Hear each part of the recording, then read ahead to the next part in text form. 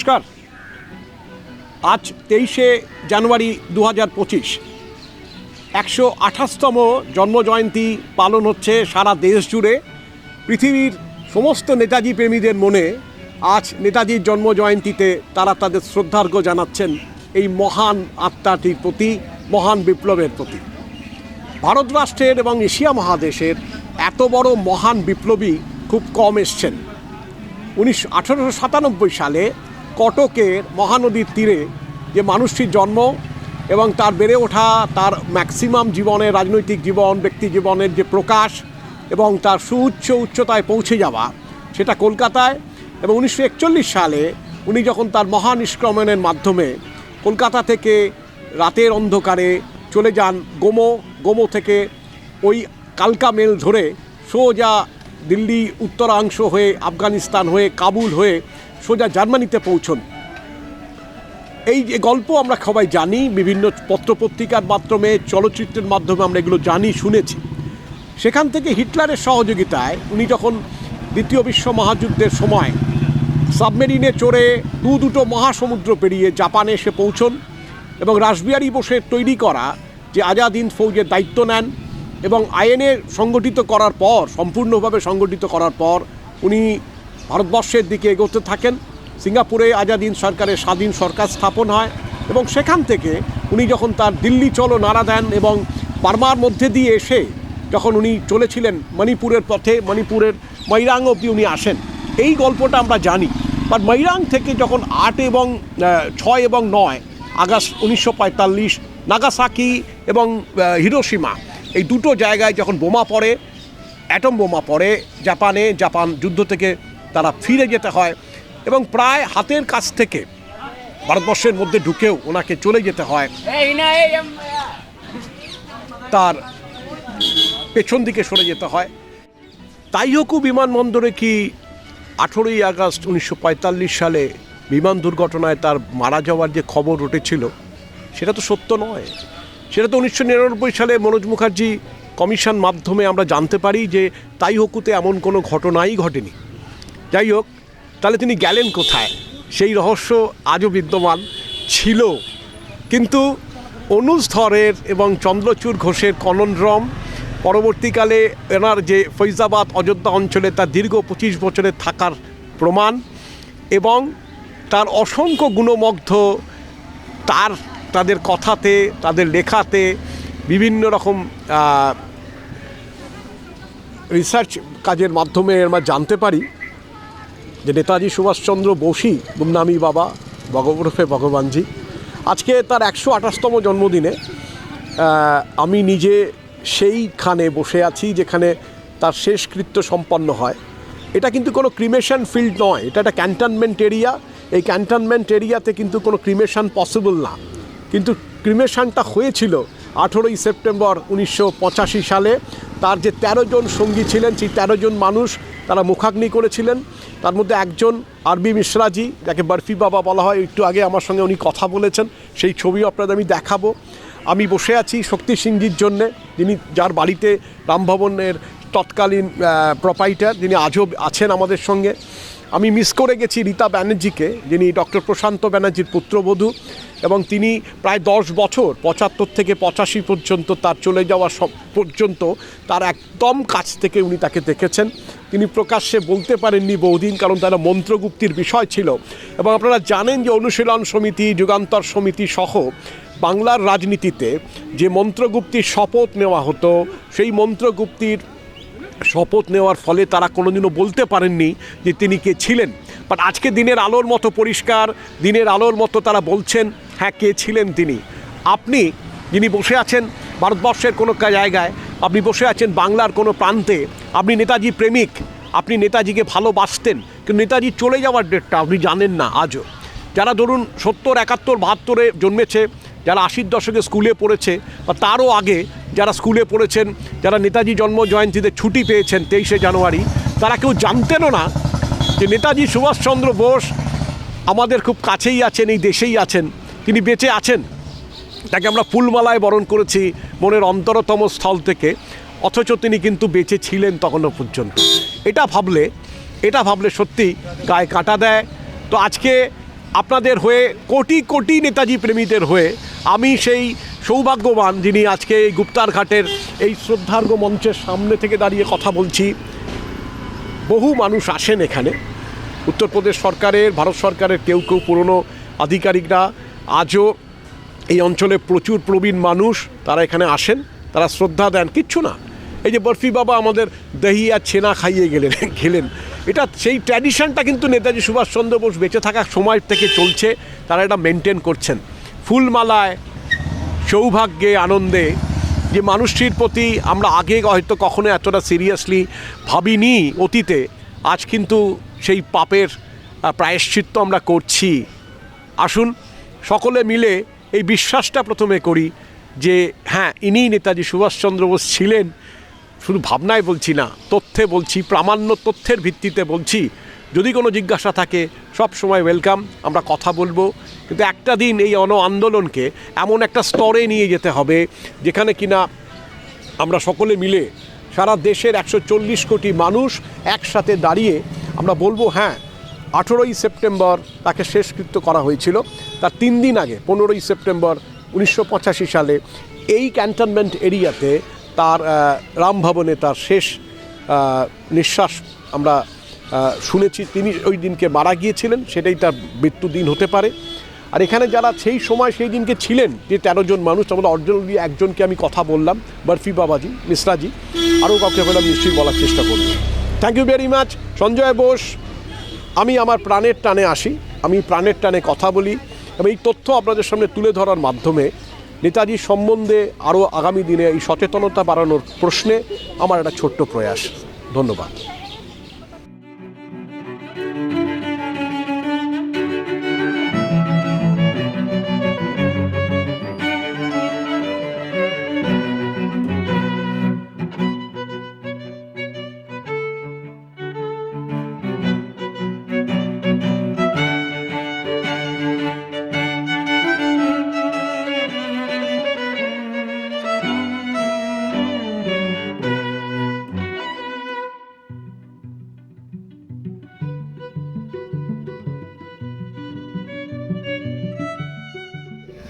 নেতাজি সুভাষচন্দ্র বোসের 128তম জন্মজয়ন্তী উপলক্ষে আমি সঞ্জয় মাই লাইফ মাই ভিউজের পক্ষ থেকে কলকাতা থেকে এই জার্নি করে এসেছি ফাইজাবাদ।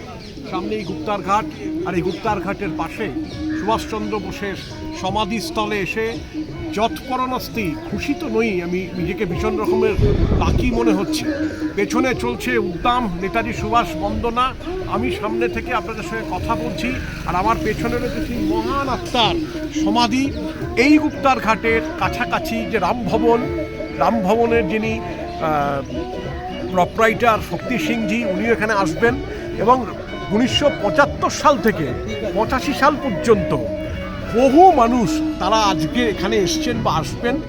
তারা এই নেতাজি সুভাষচন্দ্র বোস যে রূপে ছিলেন, ভগবানজি কিংবা গুমনামি বাবার যে অবয়বে উনি নিজেকে লুকিয়ে রেখেছিলেন দীর্ঘদিন মানুষের জীবন থেকে, সমাজের থেকে, রাজনীতি থেকে, আন্তর্জাতিক সম্পর্কগুলোর থেকে, সেই সম্পর্কের জড়িয়ে থাকা মানুষগুলো আজকে অনেকেই শ্রদ্ধা জানাতে আসবেন এখানে।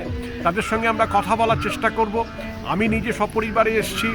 আমার সারা জীবনের যে খোঁজ নেতাজি সুভাষচন্দ্র বোস, একটা কথা আমি আপনাদের এখানে দাঁড়িয়ে একটু বলতে চাইব যে আমরা যখন স্কুলে পড়ি 80-র দশকে, ধরুন 1984, যখন আমরা ক্লাস 6-7-এ পড়ি, তখন নেতাজি সুভাষচন্দ্র বোসের ছুটি, জন্মদিনের জন্য যে ছুটি দেওয়া হতো সরকারি, 23শে জানুয়ারি কলকাতায় বসে সেই ছুটি আমরা উপভোগ করেছি।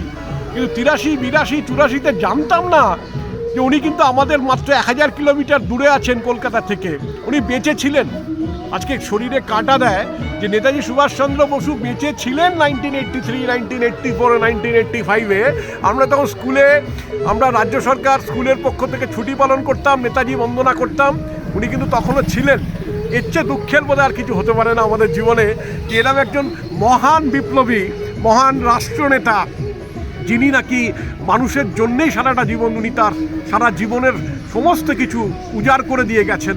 তার জন্যে আজকে আমাদেরকে ছুটে ছুটে আসতেই হবে। আজ যে আমরা 2 জন 4 জন 6 জন 8 জন 10 জন আসছি, আজকে অনুজ দা, চন্দ্রচূড় ঘোষের কনন্ড্রম বইয়ের মাধ্যমে মানুষ জানতে পেরেছেন বহু গবেষকের মাধ্যমে জানতে পেরেছেন মানুষ, কিন্তু মানুষের মনের গভীরে থেকে গভীরতর জায়গায় প্রথিত করার জন্য এই বিশ্বাসকে প্রত্যেকটা মানুষকে এগিয়ে আসতে হবে। আজকে আমরা সারাদিন এখানে থাকবো, আজকে আর বেশি কথা বলছি না, আসুন কি ঘটে সবটাই আমরা ক্যামেরাবন্দি করার চেষ্টা করছি। নমস্কার, আমি সঞ্জয়। আজকে 23শে জানুয়ারি 2025। আমার পাশে যারা আছেন তারা হয়তো বাংলা সরাসরি বোঝেন না বা অল্প বিস্তর বোঝেন, কিন্তু আমি সুদূর কলকাতা থেকে আজকে ছুটে এসেছি এই সরজু নদীর তীরে, এই ক্যান্টনমেন্ট এরিয়ার গুপ্তার ঘাটে, যেখানে 1985 সালে নেতাজি সুভাষচন্দ্র বোসের শেষকৃত্য সম্পন্ন হয়েছিল। আর সেই শেষকৃত্য সম্পন্নের সময় থেকে প্রায় 10-12 বছর আগে থেকে যে সমস্ত অসাধারণ মানুষেরা তার সংস্পর্শে এসেছিলেন এবং সংস্পর্শে আসার পর তারা তার সঙ্গেই বহুদিন কাটিয়েছেন, তাদের স্মৃতি আজও অমলিন। তারা আজকে এই দিনটিতে তারা আসেন এখানে তাদের শ্রদ্ধার্ঘ্য জানানোর জন্যে নেতাজি সুভাষচন্দ্রের প্রতি। এমনই একজন অসাধারণ মানুষ, वैसी एक असाधारण इंसान मेरे बाजू में बैठे हैं। मैं चाहूँगा उन्होंने खुद उनका एक बार परिचय दे हमारा दर्शकों के लिए। सर नमस्कार। नमस्कार सर। सर आपका नाम थोड़ा बताइए। मेरा नाम है कृष्ण कुमार मिश्र उर्फ बर्फी महाराज। सर आप कब से सुभाष चंद्र बोस जी के संस्पर्श में आए थे? ये गुमनामी बाबा के संपर्क में हम सन 74 में, हमारे पिताजी थे उस कार्यकाल में, एक दुर्गा प्रसाद पांडे वकील हुआ करते थे बस्ती जिले के। अच्छा। तो वो लेके आए कि महाराज जी एक सन्यासी है, भजन करना चाहते हैं, कोई कमरा दे दीजिए, मकान दे दीजिए। तो ये हुआ कि ठीक है ले लीजिए। एक मकान हमारा खाली था धर्मशाला, उसी में उनको हमने कर दिया। सन 74 में वो आए थे। सन 74 में? जी सर। उसके बाद वो ज़्यादा दिन तो वहाँ नहीं रह पाए, उनको दिक्कत हो रहा था, तो फिर उनको हम ब्रह्मकुंड पे अयोध्या में गुरुद्वारा सरदार लोगों का, वहाँ एक सोढ़ी साहिब से उनके मकान में ले गए। अच्छा। 3 वर्ष वहाँ वो रहे। ओके। उसके बाद फिर वहाँ डिस्टर्ब हुआ तो लखनऊआ मंदिर ले आए। लखनऊआ आता अयोध्या में ही। अच्छा। निकट छोटी देव काली मंदिर, और वहाँ भी 3-4 साल रहे। उसके बाद वहाँ से वो फैजाबाद राम भवन आए। अच्छा। तो यहाँ भी 3 साल रहे, और सन 85 में उनका साकेतवास हो गया। फिर वहाँ से हम लोग बाडी लेके यहाँ आए। 13 लोग थे, और 13 लोगों ने इनको अग्नि दिया, अग्नि किया। हाँ, और जलाया। और मौसम भी ऐसा था कि पानी रुकने का नाम नहीं ले रहा था, और ये बुतने का नाम नहीं ले रहे थे। इनडायरेक्टली पानी बरसते समय कैंट एरिया में चांदमारी या हर चीज़ रुक जाती है, लेकिन जैसे सलामी दी जा रही हो गोले की, जैसे ग्राम ग्राम ग्राम इनडायरेक्टली। एग्जैक्टली। हाँ, तो हम लोग यहाँ थे। उसके बाद उनका 13 लोगों ने संस्कार किया, और फिर तो उसके बाद तो उनके परिवार के लोग आते जाते थे। एक सन्यासी के रूप में रहते थे, सेम चेहरा, जैसे किसी के सामने होते तो थे नहीं, लेकिन जब सेवा में हैं तो कमरे में पर्दा लगा था केवल। तो घंटा 2 घंटा जब हम वहाँ रहेंगे तो कहीं न कहीं से देख लीजिए। एकदम सफ़ेद बाल, चश्मा भी वही, दाढ़ी भी वही। और अंतिम जब लेके आए गाड़ी में राम भवन से, तो ये हुआ कि जिंदगी में तो देखने नहीं दिए, तो मरने समय अब क्या बात है। तो हम लोग उनका चेहरे से कपड़ा हटाए, तो व्यक्ति तो वही थे जिनकी हम सेवा कर रहे थे। थोड़ा सा बाडी 2 दिन पहले की थी, तीसरे दिन हम लोगों ने संस्कार किया, और इस तरीके से लाके यहाँ। सर उनका देहांत शायद 15 सितंबर में हुआ। 85 को। 85 को। और उसका अंतिम संस्कार 18 तारीख को हुआ। 18 तारीख। तो आप लोग जो ये 2 दिन रुके थे, उसका वजह क्या था? नहीं, तो हम रुके नहीं थे। वो सरस्वती देवी जो थी उनके साथ, माता जी। हाँ, तो वो 2 दिन के बाद हमको 17 को सूचना हम लोगों को मिली। अच्छा।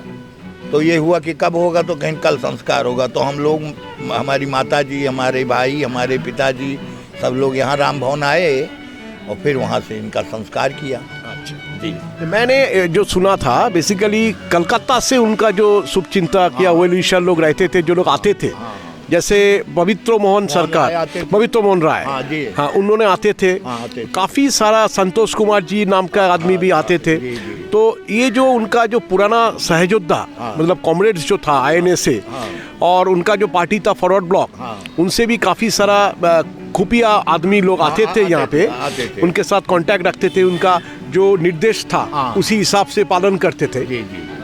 और आपको याद होगा कि बंगाल में एक अनुशीलन समिति नाम का एक पार्टी था, मतलब छोटा सा पार्टी था, जो लोग विप्लव से संगठन, उनको सशस्त्र विप्लव के उनका ये था, उसमें भी उनका जो बड़ा बड़ा नेता था वो लोग भी कांटेक्ट में रखता था भगवान जी का। सो मेरा एक क्वेश्चन रहेगा, जे इतना सारा आदमी विश्वास करते हैं, आज भी भारत सरकार इस मैटर को या उत्तर प्रदेश सरकार इस मैटर को क्या स्वीकृति दे रहा है? कब तक नहीं दे रहा है तो कब तक देने का हो सकता है? ये जो सर्वसम्मति से सबका सम्मान, ये सुभाष चंद्र बोस जी को, जो राष्ट्र नेता था, जिसका आज कर्तव्य पथ में न्यू दिल्ली में उसका इतना बड़ा, बहुत बड़ा जो स्टैचू है, तो सभी सम्मान मिल रहा है। तो हम लोग चाह रहे हैं कि उनका जो ये सम्मान उनको अभी तक मिला नहीं, कि उनका जो ऑफिशियली डेट अभी तक घोषणा नहीं किया, इसके बारे में आप लोग जिन्होंने उनके साथ इतना साल रहे, आप जानते हैं 100% वही नेताजी सुभाष चंद्र बोस था, तो आप लोगों का क्या ख्याल है? अब हमारा ख्याल ये है, सरकार तो इसको मान नहीं रही है। कई बार कमेटियां बनी, उसको कह दिया कि सब झूठ का पुलिंदा है। तो ऐसी स्थिति में हम क्या कह सकते, सरकार को इसको घोषित करना है। मोदी जी आए, कुछ दिन के बाद इनको उभारा कि भाई नेताजी की, ममता दीदी ने भी 50-60 फाइल ऊपर किया कलकत्ता से, लेकिन फिर जहाँ का तहाँ रह गया। तो हम क्या इसको माने कि सरकार इसको उजागर करेगा कि नहीं करेगा? क्या लिखा पढ़ी है?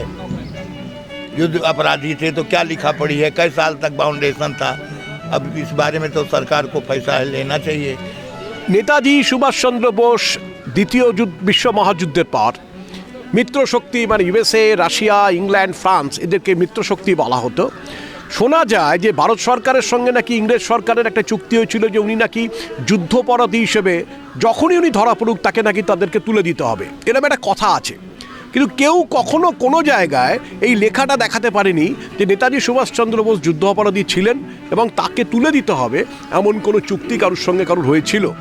এই যে ভ্রম সারা ভারতবর্ষের মধ্যে ছড়িয়ে দেওয়া, এটা হয়তো একটা সমস্যা তৈরি করেছিল তার জনজীবনে ফিরে আসার পেছনে।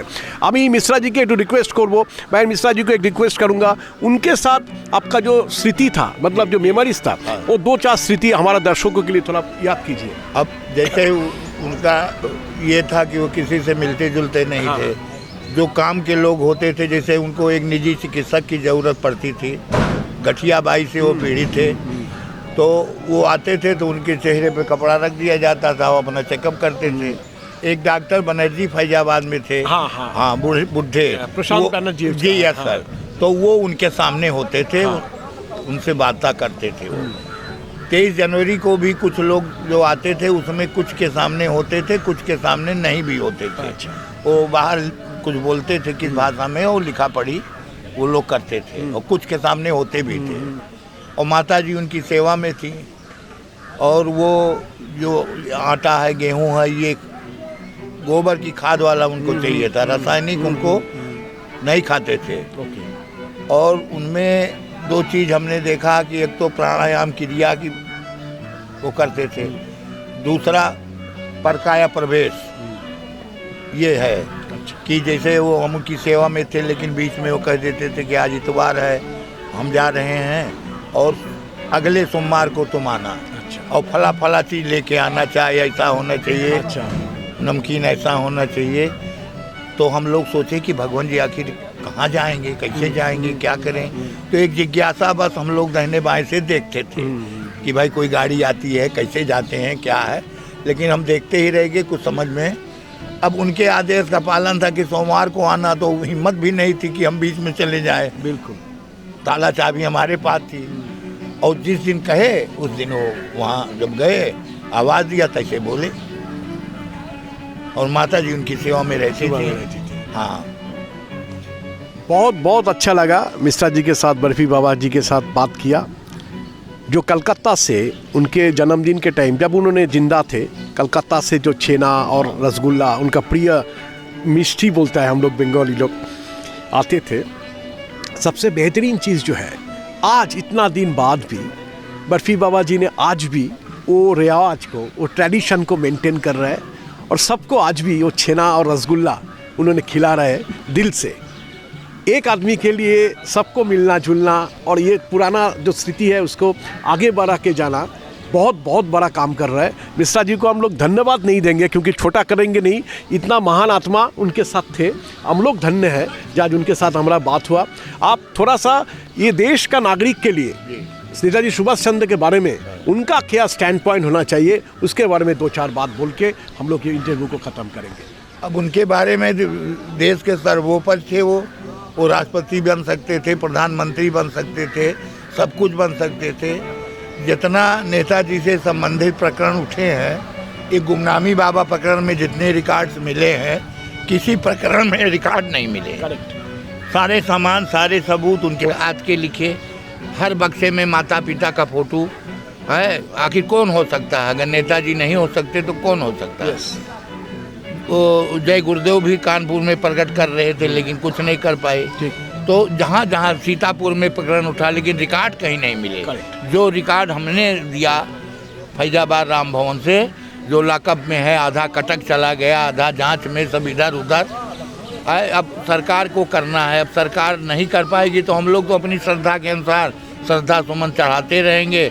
वो हुई है वही जो राम रच राखा, जैसी इनकी कृपा होगी। और इनका आशीर्वाद आज भी हमारे साथ है, पूरे परिवार के साथ है।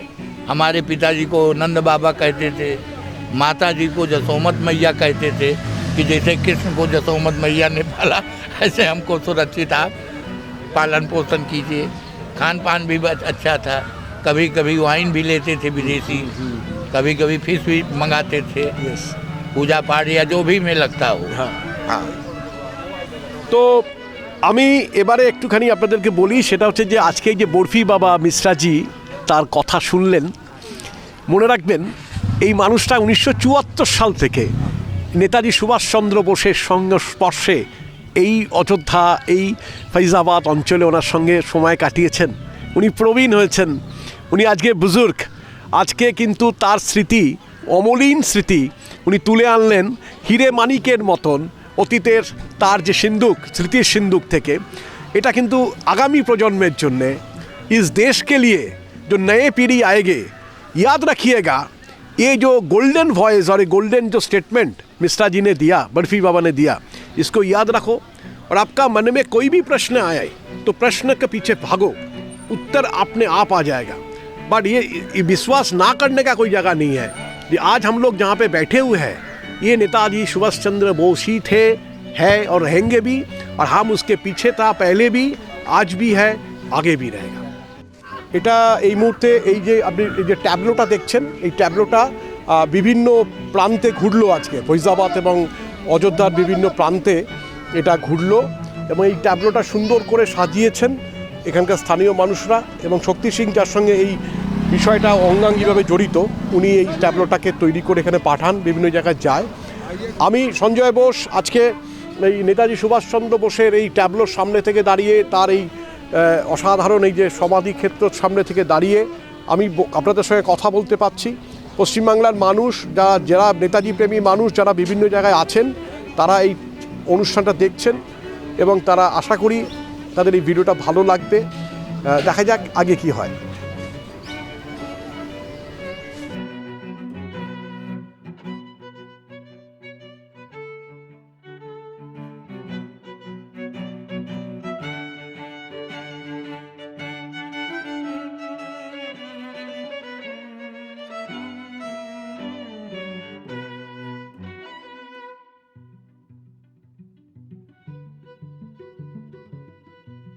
আজকে এই গুপ্তারঘাটের ফৈজাবাদের অন্তর্গত ক্যান্টনমেন্ট এরিয়াতে কলকাতা থেকে এসে আমি শুধু গর্বিত নই, আমি আপ্লুত।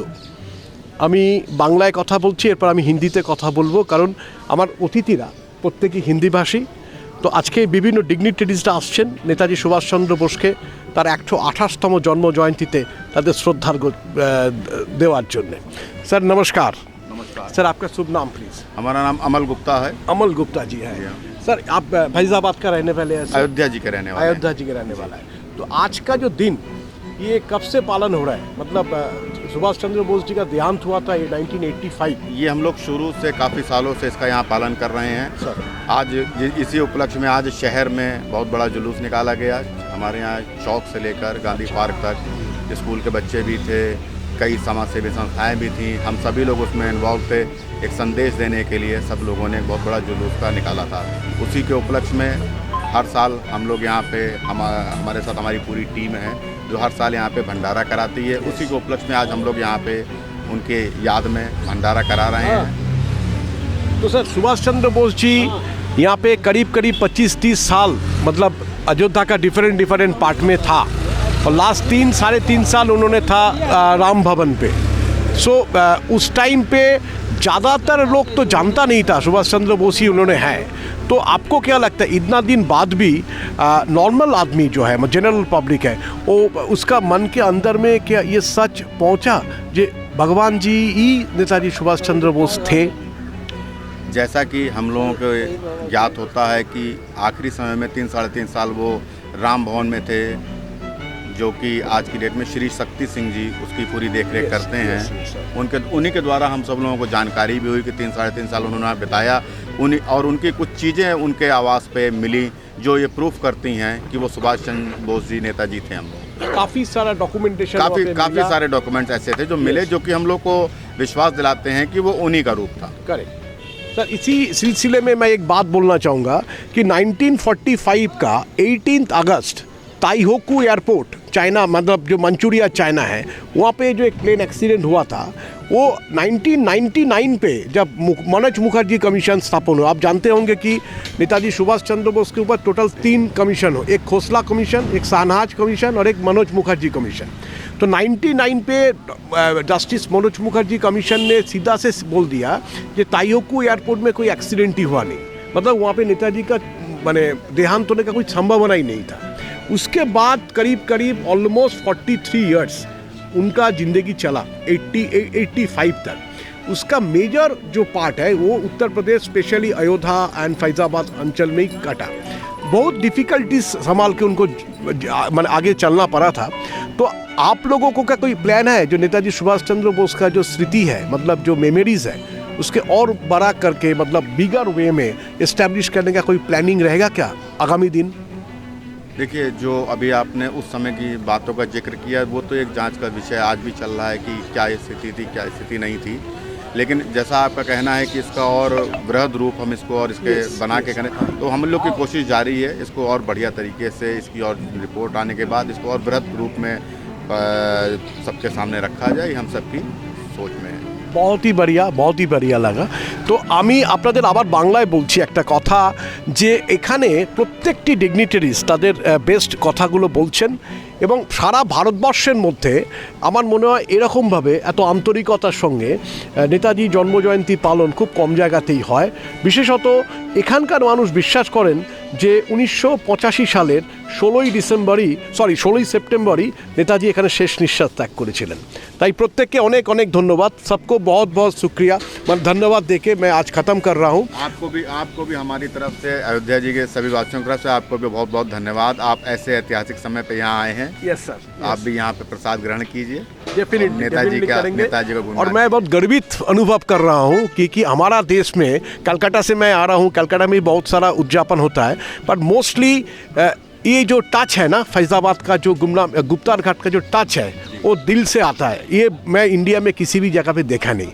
तो आप लोग आगे जाइए और बड़ा करके नेताजी सुभाष चंद्र बोस का स्मृति के ऊपर काम कीजिए। सबको हम लोग धन्यवाद दे रहे हैं और बहुत बहुत धन्यवाद आप सभी लोगों को। ये यहाँ से मैं बोलना चाहूँगा, पूरा इंडिया को बोलना चाहूँगा कि नेताजी सुभाष चंद्र बोस यहाँ पे ही थे और 1985 16 सितंबर थे। आपको कोई भी सवाल या जानकारी चाहिए तो खुद एक बार आइए गुप्तार घाट में, फैज़ाबाद में आइए, राम भवन में जाइए, शक्ति सिंह जी को मीट कीजिए। हर आदमी यहाँ पे जानता है कि सुभाष चंद्र बोस ही गुमनामी बाबा थे। नमस्कार।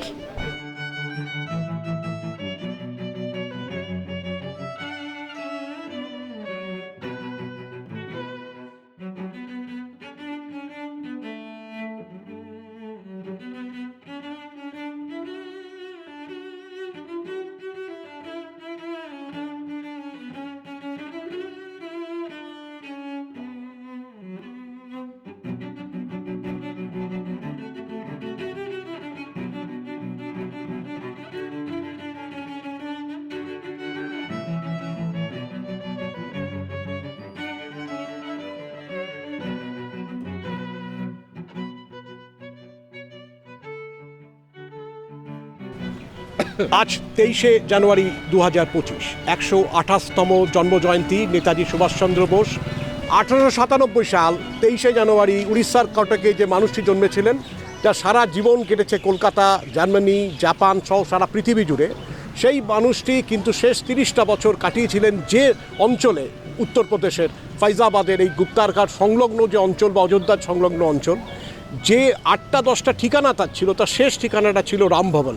আর সেই রামভবনের যিনি মূল মানুষ, সেই শক্তি সিংজি, আজ আমরা অত্যন্ত आनंद संगे बोलची। We are very proud to meet mister Shakti Singh. उन्होंने ये आंदोलन की पुरधा पुरुष है। शक्ति सिंह जी नमस्कार सर। नमस्कार सर, पूरा इंडिया आज जानता है जे फैज़ाबाद से ये गुमनामी बाबा भगवान जी वही नेताजी सुभाष चंद्र बोस था, और ये आंदोलन को आगे बढ़ाने में 85 के बाद सबसे जो अहम भूमिका था वो आपका था। और आपका दृष्टि से ये पूरा विषय को आप थोड़ा सा हमारा दर्शक के लिए, साधारण जो जनगण है उसके लिए थोड़ा एक बार बताइए। जैसे आपने भी खुद ही बताया है कि जितने लोग यहाँ आते हैं या आपके समाज में जितने लोग आपसे मिलते हैं, वो सब लोग मानते हैं कि जो फैज़ाबाद में गुमनामी बाबा के रूप में रह रहे थे वो नेताजी सुभाष चंद्र बोस। Yes sir. तो ये हकीकत है। सरकार की कुछ मजबूरियां हैं, सरकार को पूरी बातों की जानकारी है यहाँ के विषय में, लेकिन कुछ मजबूरियां ऐसी हैं जिसकी वजह से इस चीज़ को सामने नहीं ला पा रही है। Yes sir. लेकिन ये मैं जानता हूँ, मुझको पूरा विश्वास है कि इसी सरकार में, मोदी जी की सरकार में, ये चीज़, ये राज दुनिया के सामने आएगा कि ये व्यक्ति कौन था। क्योंकि इनके सामने अगर नहीं आ पाई बात ये, तो ये कभी दुनिया को सच्चाई नहीं मालूम पड़ेगी कि ये व्यक्ति कौन था। करेक्ट। इसलिए हम लोगों को पूरी उम्मीद है कि आज नहीं तो कल, लेकिन इसी सरकार में ये बात दुनिया के सामने आएगी कि गुमनामी बाबा ही नेताजी सुभाष चंद्र बोस। सर, उसके साथ आपका कभी 1-to-1 बात हुआ था? नहीं, वो पिछले 40 सालों से जिस तरह रहे हैं, कोई उनके सामने नहीं जा पाया, वो किसी के सामने नहीं आते हैं, आते थे कभी वो। अगर कोई कहता है कि हाँ मेरे सामने आए तो वो गलत कहता है, क्योंकि मेरे साथ मेरे घर में 2.5 साल रहे हैं। Yes sir. और मैंने उन्हें खुद नहीं देखा है। अच्छा। एक उनका, आप इसको डर कह सकते हैं, एक उनके प्रति श्रद्धा कह सकते हैं, आप उनकी ये स्पिरिचुअल पावर कह सकते हैं कि जिसकी वजह से कभी हम लोगों ने कोशिश ही नहीं की कि हम उनको देखना चाहें। सर, कभी बुलाते भी थे, अगर मान लीजिए अपने कमरे में, जिस कमरे में वो रहते थे, कि जैसे उन्होंने बुलाया से मुझको जो भी उनसे मिलने आता था उन सबका कुछ ना कुछ वो नाम रख देते थे। यस। तो जैसे मुझे वो नारायण के नाम से कहते अच्छा। थे। Yes sir. तो जैसे उन्होंने अपने कमरे में बुलाया, नारायण जी इधर आइए, मैं कमरे में जाऊँगा तो सामने अलमारी में ऊपर से तीसरी लाइन में 5वीं पुस्तक है, वो हमको निकाल के दीजिए। अच्छा। मैं पुस्तक निकालूंगा, उनके चरणों के पास रखूंगा और बाहर चलाऊंगा। ओके। मेरे अंदर इतनी हिम्मत नहीं होती थी कि मैं निगाह उनके चेहरे पर डाल सकता। और उस टाइम तब आपका उम्र भी बहुत कम था, आप एक तरुण थे, तो उस टाइम में आपका जो फैमिली वाले थे और या वहाँ पे रहने वाले किसी के साथ उसका कोई इंटरेक्शन हुआ, ऐसा कुछ मालूम है आपको? वो जिससे चाहते थे वही उनसे मिल सकता था, ये उनकी स्पिरिचुअल पावर थी। आज आप यहाँ खड़े होकर हमसे 4 बात पूछ रहे हैं, इसके पीछे भी कहीं ना कहीं से उनका हाथ है। उनका हाथ है। आप अपने आप नहीं पूछ रहे हैं मुझसे, Exactly. उनके संबंध में जो कुछ भी हो रहा है उसमें कहीं ना कहीं से वो शामिल है। हमारे घर में हाँ। हमारे अलावा किसी और को भी उनके पास जाने की अनुमति नहीं थी। Okay sir. यस।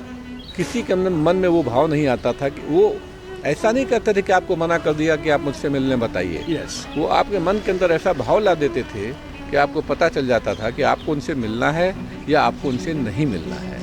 सर, मैं आपको एक मैंने आज का ये दिन में ये प्रश्न नहीं करना चाहिए था, फिर भी मैं आपको मौका नहीं हराना चाहता हूँ, क्योंकि आपको बार बार मिलना पॉसिबल नहीं है। सर, किसी किसी आदमी का ये भी क्वेश्चन होता है कि नेताजी सुभाष चंद्र बोस ये राष्ट्र नायक थे, इतना बड़ा इंटरनेशनल फिगर था, पूरा वर्ल्ड उनको बारे में जानता था, तो उनका क्या हो गया ये 1945 के बाद उन्होंने एक अंतराल में उसको जाना पड़ा, और उन्होंने लास्ट ऑलमोस्ट 30 ईयर्स क्यों अपने आप को दुनिया से अलग रखा? उनको राजनीति से और समाज से विरक्ति हो चुकी थी। जब 1945 में उनके प्लेन क्रैश की कहानी बता के उनको मजबूर कर दिया गया कि वो दुनिया के सामने ना आए। Yes sir. और उनसे नेहरू जी ने कह दिया कि अभी कुछ समय ऐसा है कि अभी आपको दुनिया के सामने नहीं आना है, उसके बाद जैसे उचित समय आएगा आपको दुनिया के सामने लाया जाएगा। और उसके बाद उन्होंने अपनी सरकार बना ली। सर, तो जो नेताजी सुभाष चंद्र बोस, जिनकी हैसियत, जिनकी कद नेहरू जी से 100 गुना कम से कम ऊपर थी, बिल्कुल। नेहरू जी के प्रधानमंत्री रहते, क्या उनके मंत्री परिषद में वो शामिल होते, एग्जैक्ट क्या वो उनके परिवहन मंत्री बनते, क्या उनके राज्य मंत्री बनते? इतनी हैसियत नेताजी उनकी नेहरू जी की नहीं थी को नेताजी को अपने मंत्रिमंडल में शामिल कर सके। ये उनसे कहीं आगे थे। इनके ये देश का पहला प्रधानमंत्री इनको कहा जाता है। देश के पहले जो करेंसी थी उसमें इनकी फोटो छपती थी। तो नेहरू जी की वो हैसियत नहीं थी कि वो नेताजी को अपने मंत्रिमंडल में शामिल कर सके। ये सब देखते देखते धीरे धीरे इनके अंदर विरक्ति आ गई। इन्होंने अपने आप को दुनिया से अलग कर दिया। बातों बातों में कभी कभी इन्होंने एक आध बार बहुत अच्छी कही है कि इस आज़ाद भारत की कल्पना मैंने नहीं की थी। ये लाइन अपने आप में सब कुछ बता देती है आपको। मैंने उसका सोच में एक दूसरा इंडिया था जो बेसिकली नेहरू जी और बाकी जो सरकार चला उसमें उसका जो सपना था वो रिफ्लेक्शन नहीं हुआ था। देखिए, दो बातें जान लीजिए आप।